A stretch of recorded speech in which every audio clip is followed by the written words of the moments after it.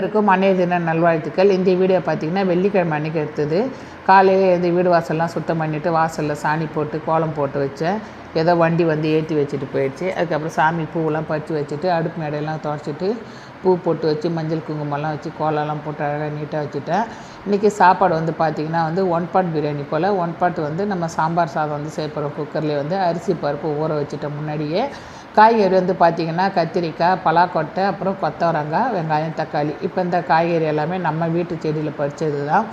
சாம்பார் சாதத்துக்கு வந்து முக்கியமான மசாலா ஒன்று எடுத்து ரெடி பண்ணிக்கலாம். சாம்பார் பொடி வீட்டிலே வந்து நம்ம ரெடி பண்ணுறோம். வரமல்லி, காஞ்ச மிளகா, மிளகு, கொஞ்சமாக சீரகம், 4-5 வெந்தயம், கருவேப்பிலை, அதுக்கப்புறம் கடலைப்பருப்பு, கொஞ்சமாக பெருங்காயம் போட்டு எல்லாத்தையும் ட்ரை ரோஸ்ட் பண்ணி ஆற வச்சு பொடி பண்ணி வச்சுக்கலாம்.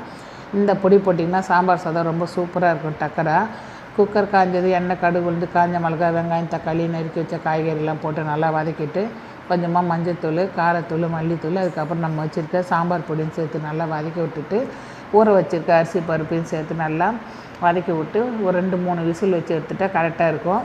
நான் வந்து 1 டம்ளர் அரிசி 1/2 டம்ளர் பருப்பு வச்சுருந்தேன். இதுக்கு தண்ணி வந்து பார்த்திங்கன்னா 4 டம்ளர் ஊற்றினேன். கரெக்டாக இருந்தது. ரொம்ப வந்து கட்டியாகாமல் நல்லா கரெக்டாக மீடியமாக இருந்தது. நல்லா தள்ளன்னு மதியம் சாப்பிட்ற வரைக்குமே சாதம் வந்து இறுகி போகவே இல்லை. ரொம்ப சூப்பராக இருந்தது. இன்றைக்கி வந்து இந்த சாதம் வந்து பார்த்திங்கன்னா பச்சை அரிசியில் தான் செஞ்சேன். அதுவும் ரேஷன் அரிசியில். ரேஷன் அரிசி பச்சை அரிசி 1 டம்ளரும் துவரம்பருப்பு 1/2 டம்ளர் எடுத்து ஊற வச்சு தான் நான் இந்த சாம்பார் சாதம் செஞ்சேன். ரொம்பவே நல்லா வந்தது. நீங்களும் ட்ரை பண்ணி பாருங்கள். டேஸ்ட் எப்படி இருக்குன்றதை கமெண்டில் சொல்லுங்கள். வெள்ளிக்கிழமைன்றதுனால இன்றைக்கி சாம்பார் சாதத்தோடு முடிச்சுட்டேன். வெண்டைக்காய் நம்ம செடியில் காய்ச்ச வெண்டைக்காய் எனக்கு மட்டும்தான்றதுனால அப்படியே தாளிப்பு கரண்டிலே போட்டு உப்பு மிளகாத்தூள் போட்டு அப்படியே வறுத்து எடுத்துட்டேன்.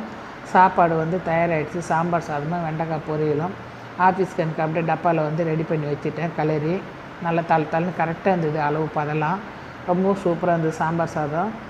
அதுக்கப்புறம் எல்லாமே எடுத்து வச்சுட்டு சாமிக்கு வந்து பூஜைக்கு வந்து எல்லாமே ரெடி பண்ணி வச்சுருந்தேன். பொட்டு குங்குமம் பூவெல்லாம் வச்சு ரெடி பண்ணிவிட்டு படையல் போட்டுட்டு ஆஃபீஸ்க்கு வந்து கிளம்பிடலாம் அப்படின்னு சொல்லிட்டு எல்லாமே ரெடி பண்ணி வச்சுட்டேன். வெள்ளிக்கிழமைனாலே எப்பயுமே நமக்கு வந்து வேலை வந்து கொஞ்சம் அதிகமாக தான் இருக்கும். இன்றைக்கி வந்து வீடெல்லாம் வந்து அழகாக சாம்பிராணி புகை போட்டுட்டு சாமிக்கு ஃபோட்டோக்கு எங்கள் அம்மா ஃபோட்டோ எங்கள் வீட்டுக்கார் ஃபோட்டோ எல்லாத்துக்குமே பூ போட்டுலாம் வச்சுட்டு வீடு ஃபுல்லாக நல்லா மணக்க சாம்பிராணி வற்றி போட்டு விட்டேன்.